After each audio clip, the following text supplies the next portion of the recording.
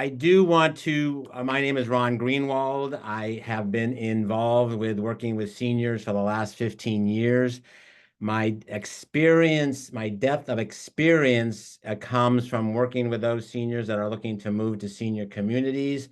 Even more so, my depth of experience comes working with attorneys, estate attorneys, wealth managers, CPAs, home care agencies, nonprofits that all look to wrap ourselves around and working with seniors to provide our best foot forward.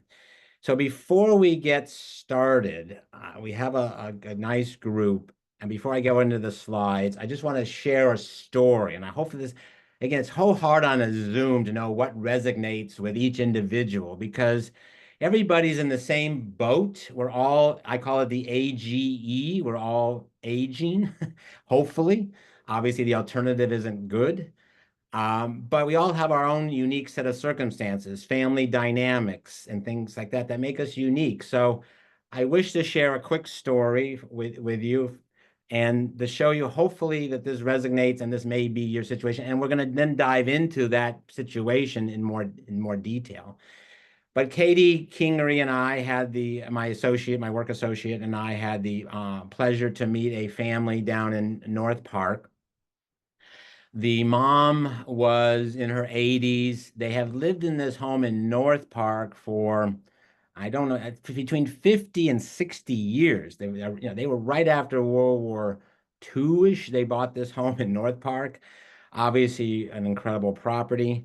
And the family grew up there. And now mom was looking, there were two daughters that were looking the idea of being instead of one daughter being a caregiver for mom, two daughters were going to look to be the caregiver for mom.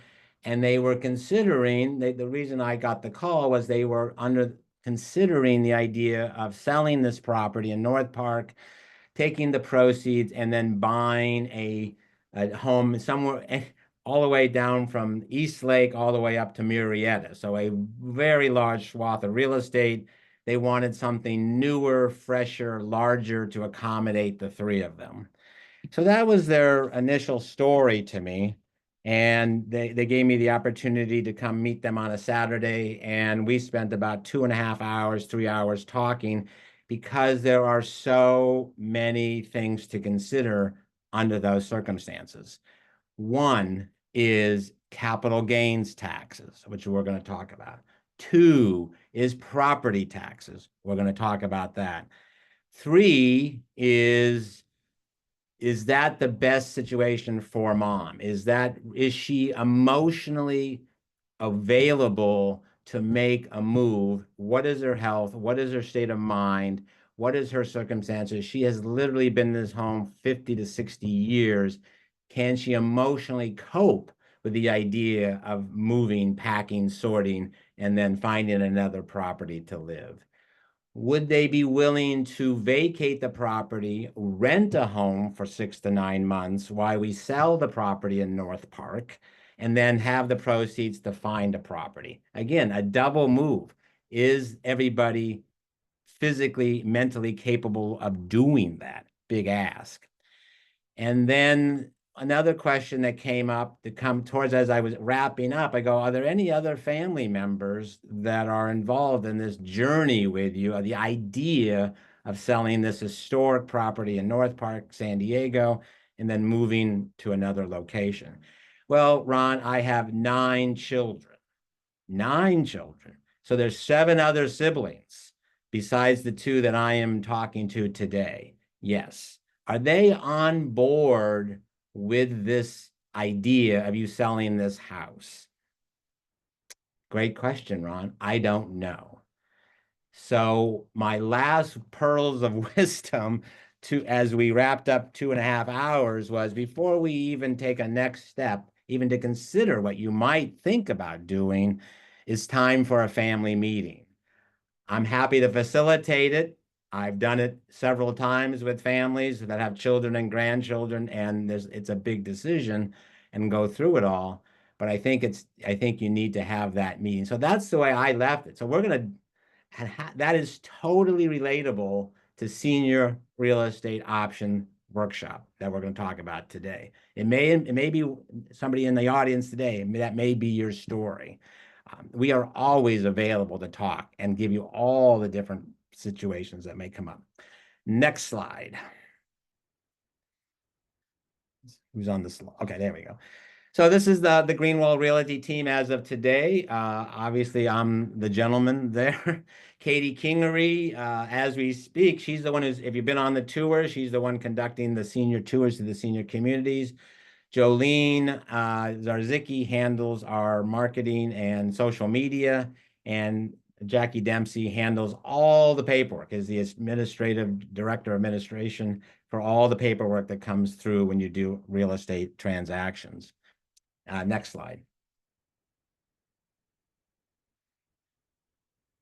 Enjoy life. It has an expiration date. We all know that that's nobody, nobody gets out of here alive. There's 100% death rate in the state of California. All those lines are true. So are you prepared? Have you planned for the situations that will come up in your golden years?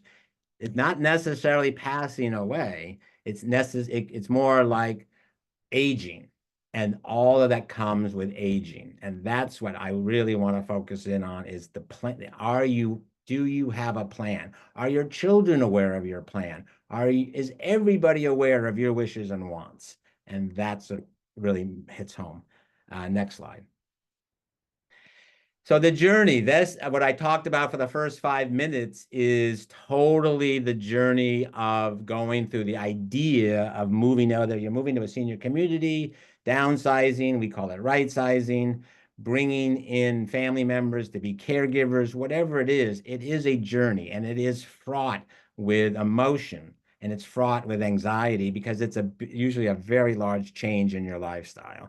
So everything on this, I call it a caterpillar, the journey, is what we talked about that Saturday with this mom and her 2 daughters in North Park.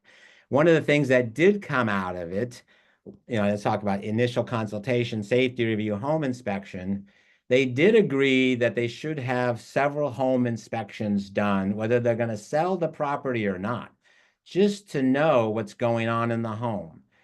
A general home inspection, a sewer inspection. We're talking about a 100-year-old home on a raised foundation.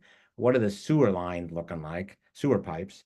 A roof inspection, a termite inspection, so that if there are any minor issues or major issues, we know about them now. Whether they're going to sell the property today, a year from now, or never, they have a roadmap to get this home in the best condition as possible, given whatever budget limitations they may have.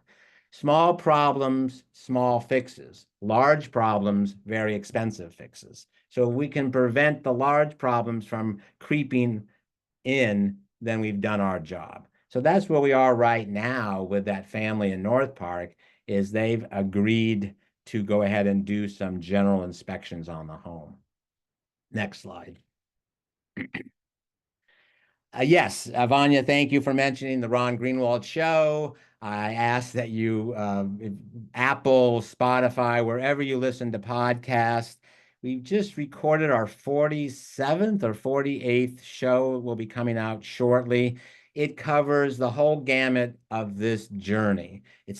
We have everything from family members talking about their story, estate attorneys, estate litigating attorneys, family dynamic stories, everything that is in this space.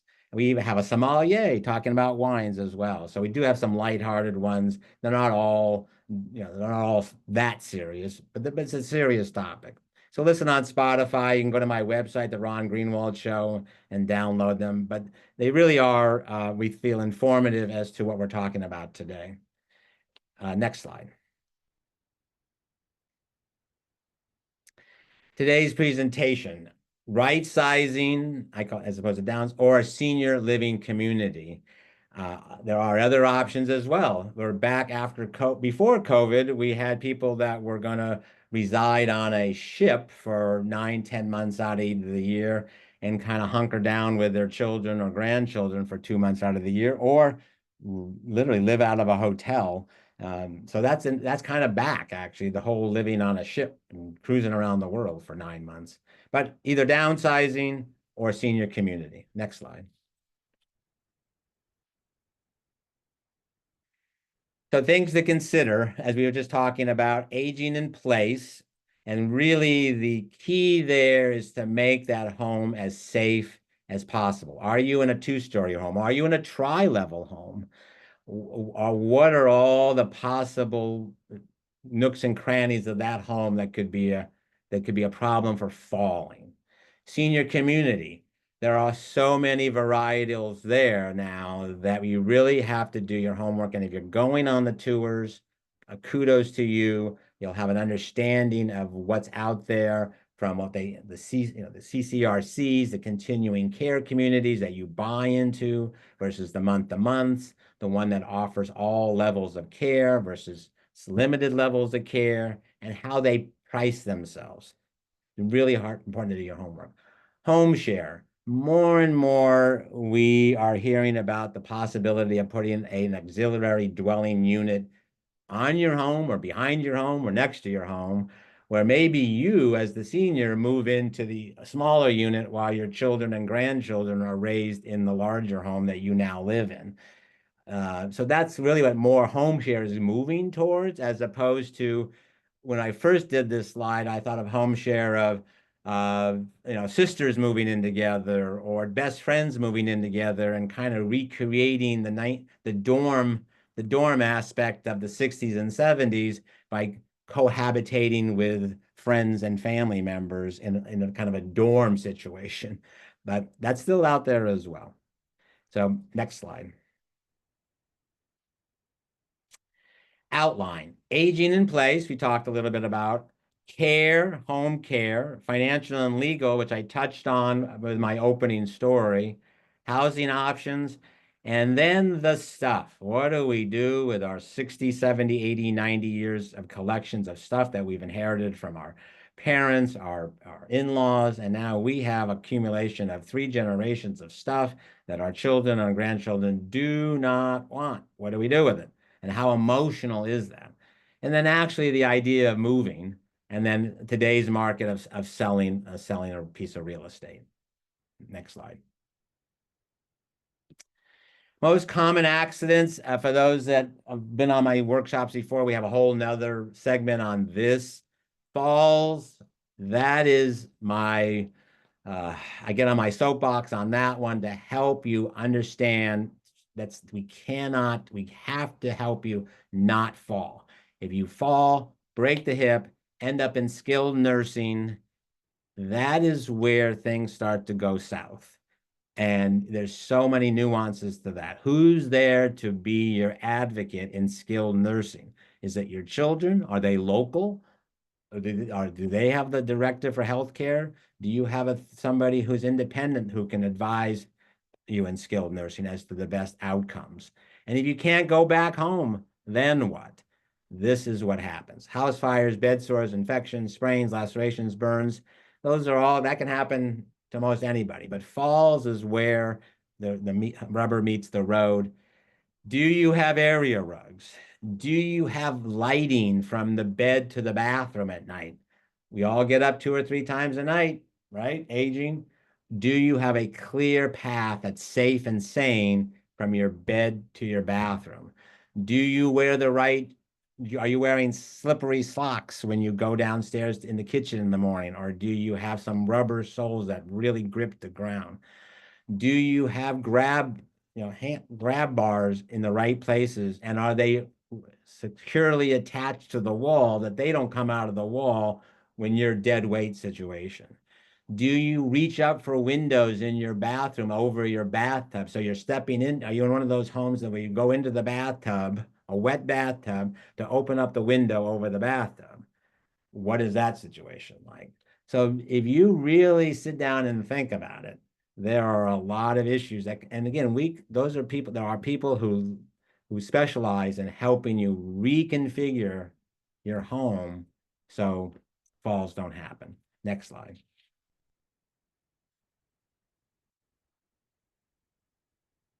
We kind of talked about this: curbs, chemicals, grab bars, safety bars, and then falling.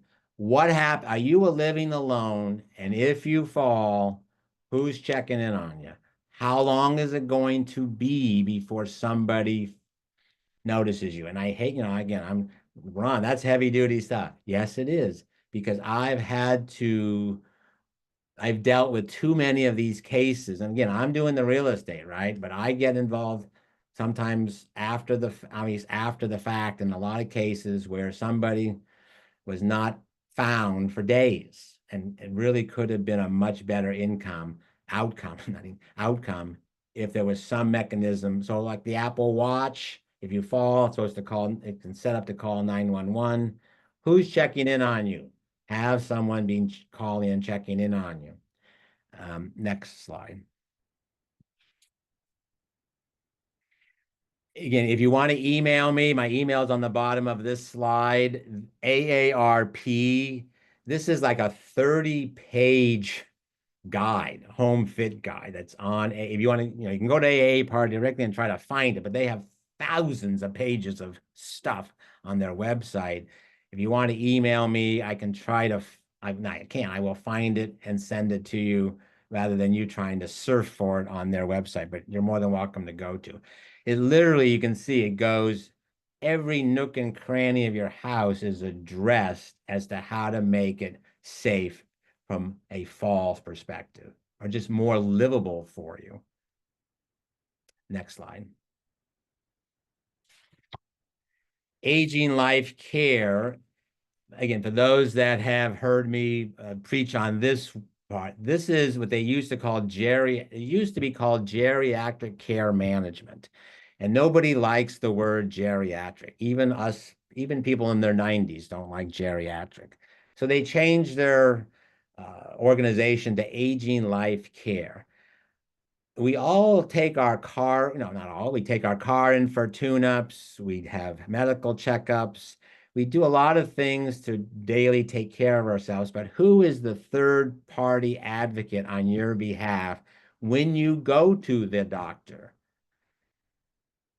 My one thing that I have seen way too often is when somebody has passed away, I'm called to come into the house and kind of assess the condition of the real estate, but nothing has been moved in the home.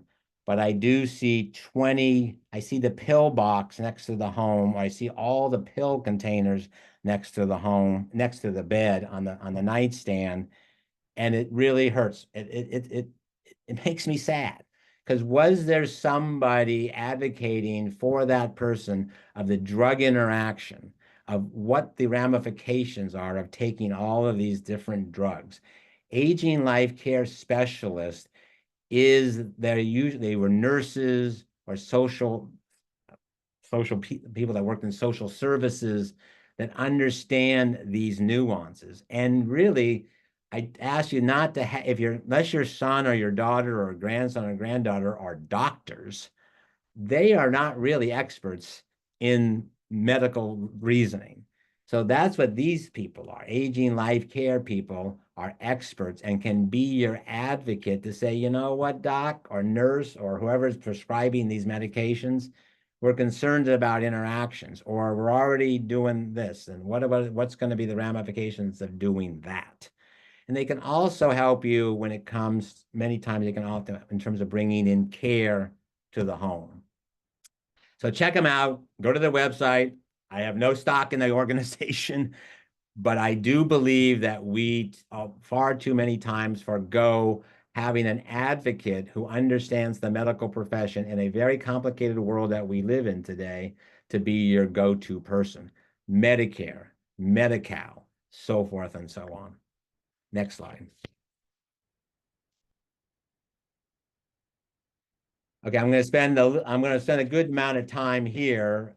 This is what I was really talking about at the very beginning of the show. Capital gains. If you have lived in your home a long time, and many of you UCSD have started, you were in there at the 60s and the 70s at the very beginning, and you lived in your home a long time, and you know what real estate has done over the last just 5 years, everything is pretty much up 50%, if not double in some locations. So you bought that home for 200,000. It is now worth 2 million. Is there a capital gains on the sale of that residence? Yes. Now, again, there are carve-outs, capital gains up 250,000 or 500,000 exclusion, but still, if you bought it for 200,000 and selling it for 2 million, I ask that you talk to your whoever your wealth manager is, your tax advisors, to understand, is there going to be a capital gains on the sale of this piece of real estate? And what is the outcome of that? How much? Now, again, I always say, don't let the tail wag the dog.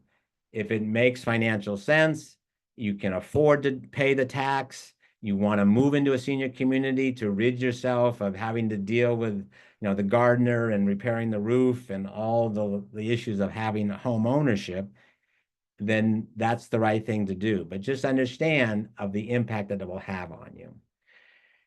So that's capital gains. Cash flow, life expectancy. Understand, have you done a life expectancy cash flow analysis? If you move into a senior community, probably it's after tax money. Obviously, easily, if you move into the nicer communities, $8,000 to $9,000 to $10,000, $11,000 a month is not unheard of. That's $120,000 a year. What are you spending to maintain your home? What is going to cost you to then live in the senior community, and life expectancy. Prop 19. That is, again, going back to that very opening chat I had about this mom who was going to move to another home. Prop 19 would work for her. Prop 19 is where you can take your current property tax basis that you have on your current home anywhere in the state of California and transfer it to the next home that you buy. We're not talking about a senior community. We're talking about you buying another piece of real estate, maybe a condo, a smaller piece of real estate than you have now, and you're buying at a price less than what you're selling your current home for. There is a transfer of that current property tax base over to the new property. Huge plus if that's what your goal and objectives are. Step up in basis. So remember we talked about very far the slide, capital gains. If you were having a situation, husband and wife, and let's say the husband passed away in 2020, you bought the home, fact pattern. You bought the home in 1970, you lived there, husband and wife, you had it properly titled in the trust, that your husband, your spouse passes away in 2020, you had a step up in fair market value, a basis of that property from the purchase price of 1970 to current to 2020. A lot to absorb there. So now your capital gains is based not on the purchase price of 1970, but on the fair market value of that home in 2020, which obviously is a lot more than 1970. And so that changes the dynamics and the structure of will there be capital gains on the sale of that residence. I'm happy to have a one-on-one chat with you about all of this. I am not an attorney. I don't give legal advice. I'm not a CPA, except 40, 50 years ago. But I know enough to help you, guide you to ask the questions of your team members. And then financial resources. Do you have a long-term care policy and getting that invoked? All of these are huge factors if you decide, whatever you decide to do now, a year from now, 5 years from now. Next slide.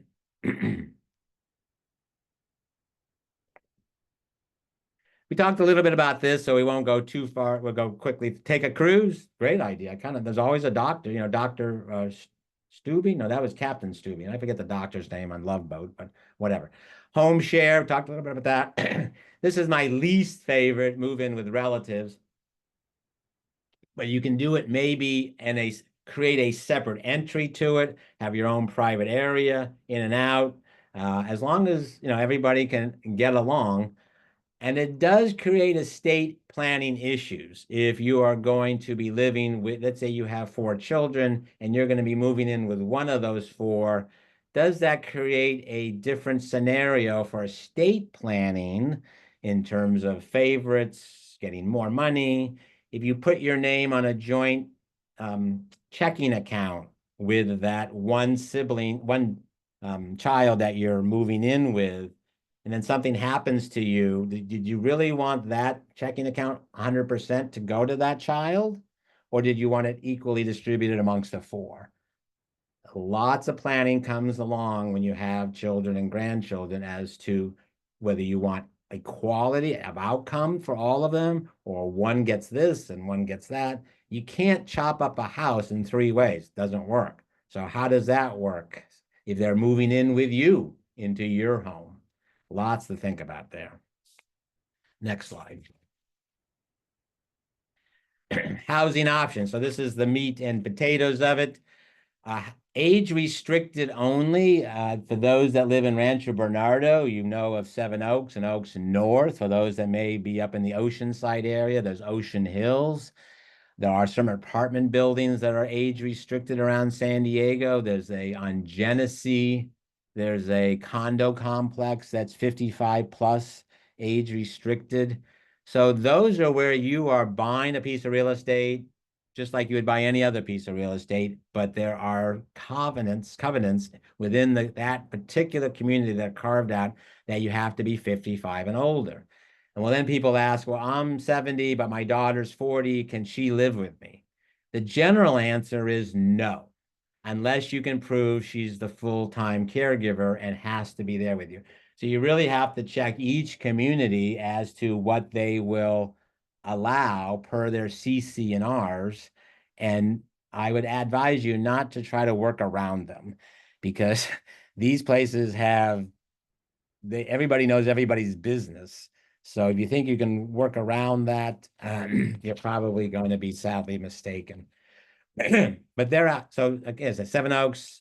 There's a new one coming up that we'll talk about called the Juniper, right off the 15 freeway in Carmel Mountain area.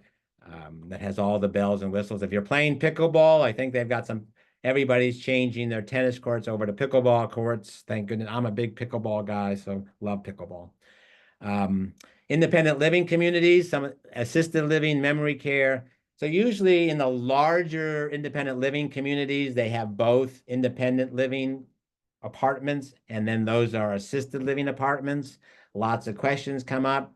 If I go in as independent and then I 5 years later, I need assistance, can I stay in the same apartment or do I have to move? Memory care, there are a lot of independent only memory care communities. And then a lot of the larger communities now have a separate wing, so to speak, where it's memory care. CCRC, continuing care retirement community, the V, Wesley Palms, not Wesley Palms, sorry, that's a month. The V, La Costa Glen, Scripps Glen, Casa de las Campanas. Those are where you are going to write a check up front to be able to live in this community for the rest of your life. And there's an ABC version of these contracts, and they're like 12 or 15-page contracts. So I highly advise, if you're going to entertain living in one of those communities, they're great. They're beautiful. They are 5-star, no question about it. But have a lawyer review the contract so you know what's going to happen. A lot of them have an 80% or 70 or 80% return on your investment upon your passing, would go to your estate after you pass, and then obviously go to your beneficiaries. But really understand the fine print. But they are beautiful. They have everything you want. You have meet incredible people. You become very engaged in these beautiful communities. But just know all the bells and whistles of what's happening in that community. Board and care, those are right in your neighborhood, a single-story home. They've converted a 3, 4, 5 into 5 bedrooms, where there's usually 1 or 2 people per room. And more towards, for those that don't want activities, that really towards more the end of life situation where you're not going to be active at all, you just need that place that's comfortable and that somebody's taking care of your needs. Next slide. Yeah, so we talked a little bit about this to kind of repeat. 55 restricted. Up there, everybody can read the list. Ocean Hills. Auberge is a beautiful new community, gotten very pricey. There's only about I think 100 homes in that community. Pacific Regions, it's kind of a hybrid. Rancho Carlsbad are these used to be maybe 150 or $200,000. I mean, I hate to use they're not, they're permanent fixtures homes. I mean, yes, are they mobile? But not really. But you own the land at Rancho Carlsbad, and now they're up to like 700,000, 800,000. They're pretty amazing. Go next slide. The junipers. There you go. So this is you can see the location of Rancho Carmel Drive and the 15 freeway. This is a master plan Lennar community. It has really just come up out of the ground in the last year. They had a hold on it for a little bit. Everything you want, but you own your home. I'm sure the HOA fees are pretty exorbitant. Don't know those yet, but you're going to have a recreational center, a swimming pool, spa, fitness, multifunction rooms, social rooms, trails, pickleball. Everything will be encompassed in that in area. I don't know what that something. So that's right off that. Again, you can go visit them, go on the go on the website and learn a little bit more about it. So this is the newer version. This is your 2024 version of what Seven Oaks and Oaks North and Ocean Hills was, or used to be. Next slide. Independent and assisted living communities. Everything on this list is month to month. You're not signing a long-term contract. Those are most familiar, Belmont Village. They built a high rise right there on Nobel Drive. It's about a 14, 16-story high rise. Obviously, looks like a hotel office building. For those that are familiar with that one, if you're trying to keep it within the La Jolla radius. Merrill Gardens has an incredible community downtown if you want to be in the Bankers Hill area. If you like walking around Bankers Hill, or that's where you want to be. It's about a 3 or 4 story building. Westmont has locations all throughout San Diego County, Encinitas, La Mesa, East Lake. I think they have a couple more, to be honest with you. Silvergate has 2 communities, one in San Marcos and a really fabulous, I think, a really laid out, beautiful community in Rancho Bernardo, where they have villas. So it's really like your own little home. But again, you have access to the main area where all the activities are and the restaurants are and things like that. Westmont just built a similar type of layout in Carmel Valley. If you're looking to be along the 56 corridor, Westmont built a community again that has the villas and then the main building with most of the activities are. Wesley Palms, right there in the PB, North PB, La Jolla area. I really love their villas. We moved somebody there a year ago from a home in Mission Hills, and they are in a villa with water view. And Mrs. I don't want to give a name. The wife tells me she has no time for us because she's busy 24/7, yoga, walking, and just incredible activities that she's participating in. Sunrise, Seaside Village, okay. Casa de Manana is the one in La Jolla, Brookdale. And so these are all around San Diego, and there's more. You really need to, like, where do you want to be? Where are your doctors? Where is your family? Driving, coastal, inland, where do you want to be? Check them out. Most of all of these on the list will have independent and assisted living access for you. They really combine it. So again, what is the price going in as independent? And then what is the price for if I need certain care and what level of care? They will rate you on your need for level of care and then grade you on that. And then those charges every month are based on that grading level. So you really want to understand okay, it's $5,000 a month for the one bedroom independent, but if I need X, Y, or Z care level, and the six, this levels of care, what is my price going to be? And then we had a huge jump, just like everything else. We had a huge jump in the inflationary factor that went into every year from 2020 with COVID coming to 2024. It used to be you looked at a 2 or 3% month year over year increase. I'd say from 2022 to 2024, it's been more like 30%.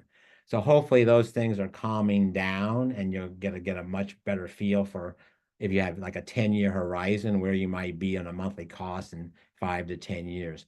But ask them, visit them, go in with your list of questions so that they know you've done your homework. Placement professional, what is best for you? There are people that make a living on helping you decide what's best for you. They are called placement professionals. They will guide you through the maze in much more detail than I'm guiding you through today. I think you can do your own homework if you're so engaged, because you want to go visit these communities, have lunch with them, meet the people that work there, meet the people that live there, so you get a better feel for if and when the time comes that you feel you're ready for it. And God forbid you are in a skilled nursing and then you have no choice but to make a move to a senior living community. You've already done all this back work and you have directed your trustees, yourself, you've directed all of your people that may be part of your life, from your financial people to your team of advisors to your family members. Hey, I'm going to Belmont, I'm going to Westmont, I'm going here, whatever the case may be, as long as they have a room for you. So that's always part of it. A lot of these places get filled up. So be aware of that. You may not get that perfect room initially. You may have to go in and then kind of move your way up the ladder to get that top corner room with the view. That's not always obviously available. So just do homework, have fun with it, go out and meet the people that run these incredible places. Next slide. Memory care. Again, I don't need to read all these to you. I can tell you Monarch Cottages is in La Jolla, very limited in space, very high end. Silverado, there's one in Encinitas and one in Escondido. And I've had very personal hands-on, in terms of I know somebody who's part of the family that's in Silverado in Escondido. I would say nobody's perfect. None of these places are perfect. And if you are placing somebody in a senior living community and you expect well, God, I did that, they're charging me $10,000 a month, everything should be perfect. You, as the person placing a person into a senior community, still always have to be the day-to-day, at least the weekly advocate, to go into those communities and making sure everything is going the way you expect things to go. If you're going into a senior community, who is going to come in and be your advocate? Who is going to come in and check on you? I always recommend having that third party entity, whether it's a family member or a third party independent person checking on how are you being treated, how are you being taken care of, because they are not perfect beings. None of them are. I don't care if you're paying $20,000 a month. They have human beings that work there, and it's just never going to be like, it just never is. It can't be. But Silverado up in Escondido, I will give them the highest remarks for their care. If you go there, you're going to go, it looks a little dated in its appearance. But again, for people that are in memory care, that's not number one issue. It's the care that they get, the respect that they get, that they deserve. Why the family and that victim of Alzheimer's or dementia is going through that stage of life. So I have a big shout out for Silverado, just from personal experience. But placement professionals are available. Next slide. CCRC, Continued Care Retirement Community, we talked about it. The V, the White Sands, the Costa Glen, Scripps Glen, Costa Hills Compound, Frederica Manor. Frederica Manor has villas too, where you're going to do a buy-in. You know, what's not on here is Carlsbad by the Sea. I don't know why that didn't get it. Carlsbad by the Sea, good luck getting into there. I think they have a 10-year wait list. But if you're in the Carlsbad area, right on the highway, you know, right there next to the ocean, it is a pretty spectacular location, especially if you go there independent. CCRC, you have to go in independent. So understand that. If you wait too long and have too many medical issues, you cannot be accepted into a CCRC community. So especially when you're young and young in the relative sense, and you're vibrant and you still are walking around a lot and doing a lot of activities, the walkability of Carlsbad by the Sea is amazing because you're right downtown Carlsbad. Next slide.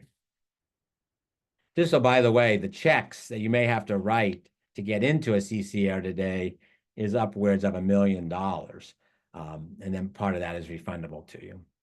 Board and care, talked about this. Small homes that are taking care of maybe 8 to 10 people at a time max.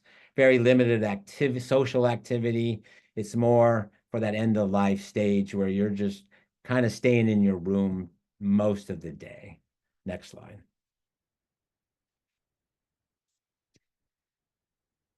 Okay, I got a few minutes to go. So what do you do with the stuff? The couple that I moved, so I'm going to story tell. The couple that we moved into Wesley Palms about a year ago now, what did there was a great family. They had lived in their home a long time. They had 4 children. The 4 children had spouses. They had grandchildren. I think they even have a couple great grandchildren, if I remember right. And so they had a collection they grew up in this home. They had a massive amount of collectible stuff in the home that they could obviously not take to the senior living community with them. So before we did an estate sale in the home, I had a family meeting with the couple and their children and the spouses and the grandchildren to say, this is what we're going to do. We're not doing it today, but grandma and grandpa are going to pick a day, a weekend day where everybody can come in and tag the things that they want from grandma and grandpa and mom and dad. We're going to do it before the estate sale. We're going to do it well before mom and dad, grandma and grandpa pass away, because we want you to take the stuff. Grandma and grandpa want you to take the stuff now. If you want it, you're taking it now. And if there's 2 people that want it, we'll have to flip a coin. We'll play a card game. We'll do something that will allow everybody feeling that they got a fair shot at it, and then we'll do it. And the outcome of that was so incredibly positive.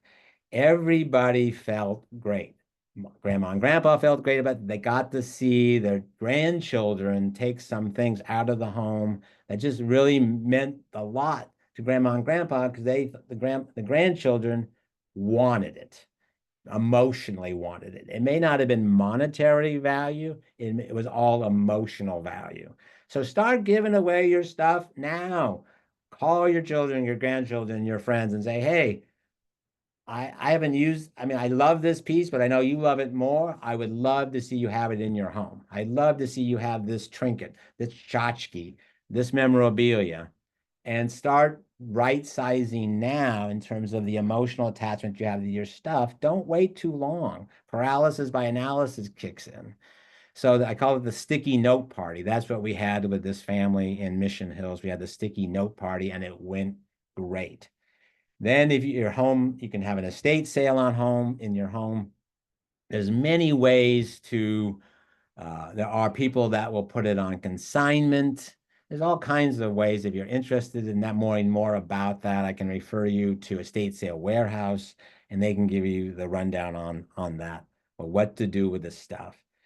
I know it's emotional. This is really the most emotionally charged part of it. The real estate, most people can work around. It's the stuff in the home that is really where conflicts arise as well. So again, I'm going back to the estate. I would say I have been involved with close to 600 transactions. I work a lot with estate litigating attorneys.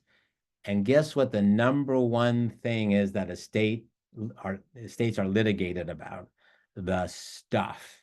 And when siblings don't get along, it doesn't have to have a large monetary value to say, I'm going to wage war against my sibling over the stuff.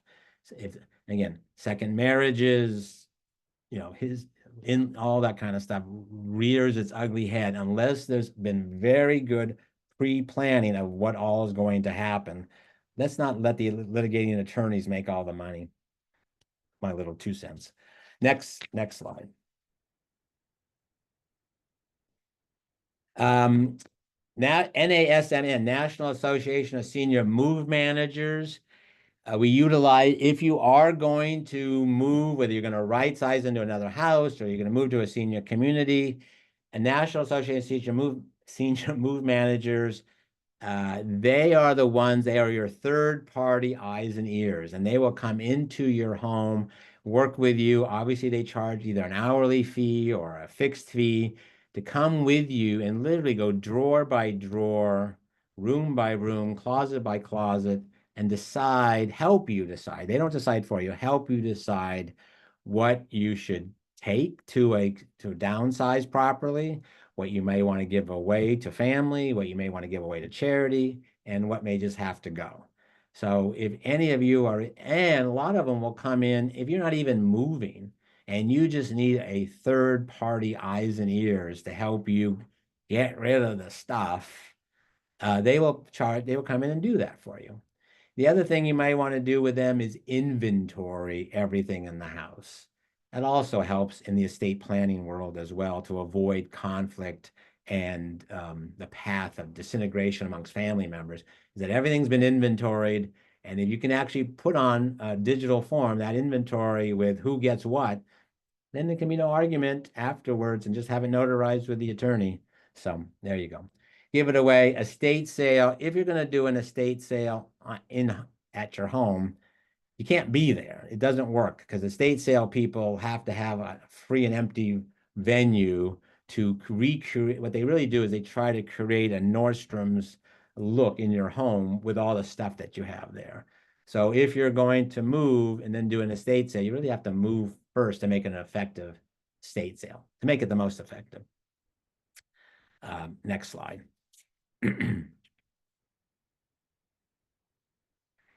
Selling your home.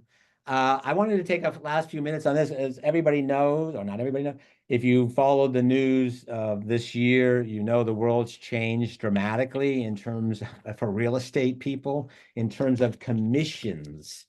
So if you are going to sell your home, you do not have to pay a commission to the buyer's representative. Up until this year, it was standard operating procedure. You list your home for sale. In your listing agreement with your agent that's listing your home, that's selling your home for you, let's say it was a 5% total commission. The listing agent, the one you hired to sell your home, would agree to give half of that, I'm just in generalities, half of that 5% to the agent's broker that brought the buyer. So if you're listing your home with XYZ listing brokerage and the buyer's brokerage is with ABC brokerage, they each split each get 2.5%. All of that is gone.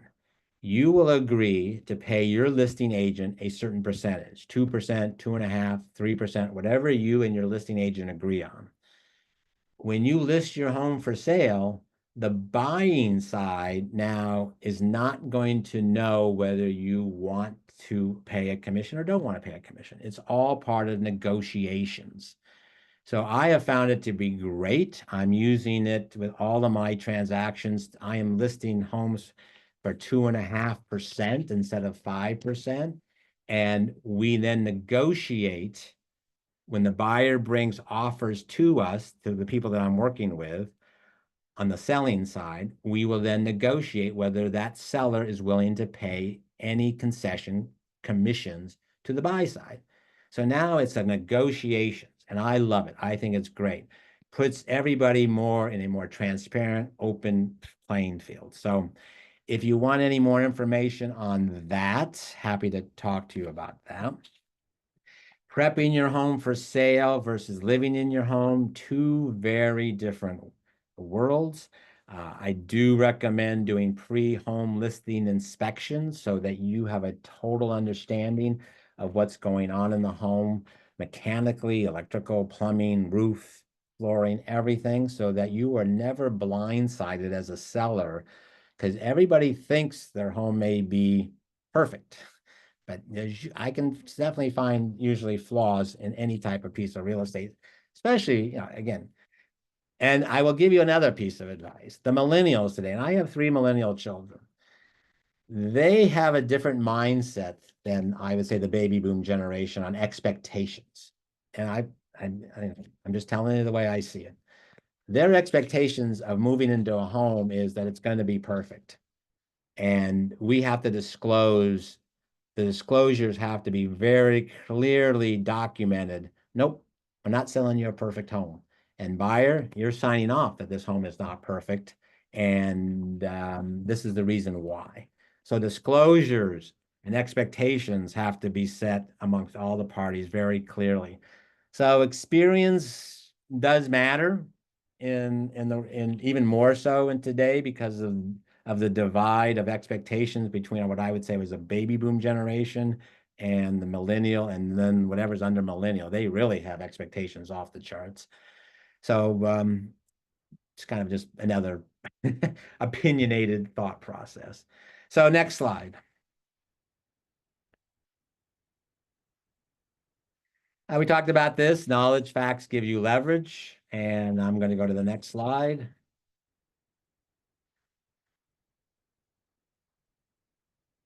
Again, we talked about curb appeal, making your depersonalizing the home, making it fresh and bright to get the maximum price. We try to take emotions out of it, even though I know that's impossible. But our goal is to help you guide you through the journey with the less stress on your back as possible. And the next slide. So questions, chat, I guess would be chat. Thank you, guys. I really appreciate it, Vanya. Thank you, and everybody on it. I want to thank you again. I'm here for questions. Very passionate about this in so many ways because we've seen it go wrong, and I'm trying to help it go right. Thank you so much, Ron. Yes, if anyone has any questions, otherwise we can also be fine to shoot your email, Ron, with them and have a follow-up email with the recording and all of that as well. And again, I wish everybody a great holiday, peaceful holiday. Oh, Terry, I have a question. I don't. Oh, I was just going to say thank you. But I did want to mention I did recently went on a tour of the V with a friend who's about a decade older than me. So she's in a 3-level condo right now. She's having mobility issues, and she wanted to stay in the La Jolla area, and it is lovely. The buy-in, This it's 5 star. not, it's high, but it's kind of tiered. So it depends on how big the unit you're looking at. So they have studios to penthouses. And it also depends on which tower. They have 2 towers, and also what floor. So it goes up and up and up. But I think the minimum buy-in for a studio, if I recall this correctly, was like 350,000, which is not horrible. Not horrible. Yeah, the monthly cost, though, again, it's the same level, same kind of tier level. So the smaller the place on the bottom floor in the South Tower, say, the monthly is going to be less than the penthouse. So, but it's definitely worth taking for people who are considering that option. Definitely worth taking that tour, because they've got tons of stuff there. It's pretty cool. I'm a little young. Yeah, no, well, again, the V is certainly CCRC. If you're going to be in the La Jolla area, just so that your friend has a total picture of availability, the Belmont is within a couple blocks of that. That's a month to month. It's also a high rise, but it's a month to month. And then Wesley Palms is over there in the PB La Jolla area. So those would be if she likes that, again, do you want the bigness type of thing? The V, Belmont, those would be the bigger scoped with a lot of people, a lot of activities. But I would just check those three out so that your friend has a total full-on grasp of the three, and that would give her a really very good look at, if she then decides the V, she'll never go, oh, I should have, could have, would have type of thing. Right, right, right. I agree. Thank you. I appreciate those recommendations. Yeah. Yeah, because Belmont is just like 2 years, 3 years new. Mm. But again, she's going in as she hasn't. Okay, she's going in as independent. So that's again the other thing is on the V. She's gonna well, they will all do testing, but the V definitely you have to go in clearly as at least on independent living.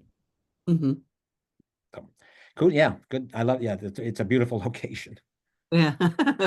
Can't Wish I argue it. could afford it. Yeah, I like the penthouse. Well, and again, just another issue with the V. Behind the V, there is going to be about 10 years worth of construction. Yes. So the Costa Verde situation is, again, does it matter? I don't know. Again, depending on the location that you have within the V complex, are you going to Mhm. be overlooking that construction and the noise Mhm. factor? Not, I'm not making any judgment on, just be aware of that and that hopefully they disclose that to any potential people that are moving in there.